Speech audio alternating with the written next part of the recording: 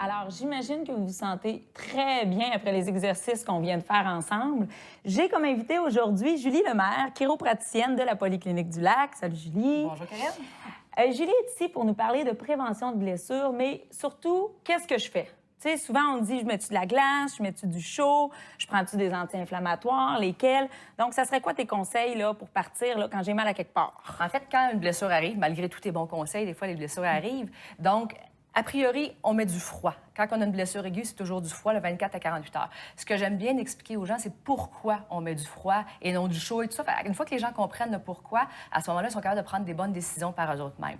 Le pourquoi du froid, c'est quand on a une blessure, il y a un processus qui s'appelle l'inflammation qui part. L'inflammation, c'est un processus qui est quand même positif s'il reste de manière contrôlée. C'est comme de la fièvre. C'est quelque chose qui est positif, mais il faut quand même le contrôler. Fait que le froid, ce que ça fait, c'est que ça diminue la grosseur des vaisseaux sanguins qui s'en vont dans la blessure.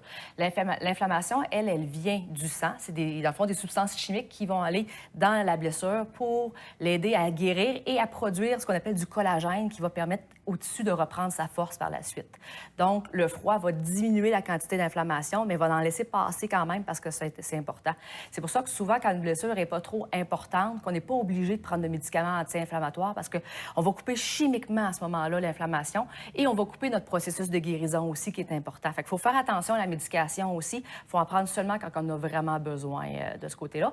Et la chaleur est vraiment à éviter quand on a une blessure aiguë. On prend ça juste quand on a des raideurs, des gens qui ont des fois de l'arthrose, des choses. La chaleur est vraiment quelque chose qu'on utilise peu souvent, en fait, en termes de blessures. C'est vraiment plus du froid le plus rapidement possible pour contrôler l'inflammation dans le premier 24 à 48 heures de la blessure.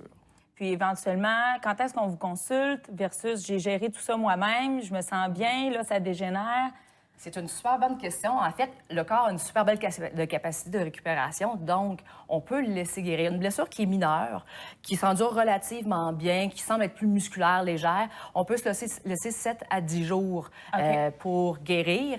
Par contre, passer 7 à 10 jours ou une blessure qui est plus sévère, il faut consulter le plus rapidement possible à ce moment-là pour avoir les bons conseils, faire les bonnes choses. Parfait. Merci, Julie, d'être passée à l'émission. Les gens vont pouvoir mettre un visage sur la fameuse Julie Lemaire de Lac-Beauport.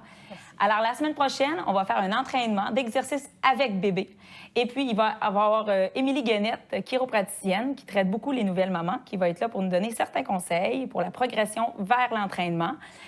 Vous pouvez toujours visionner les émissions sur ccap.tv ou bien sur CCAP Go. Alors, au plaisir de bouger ensemble encore une fois. Bonne journée!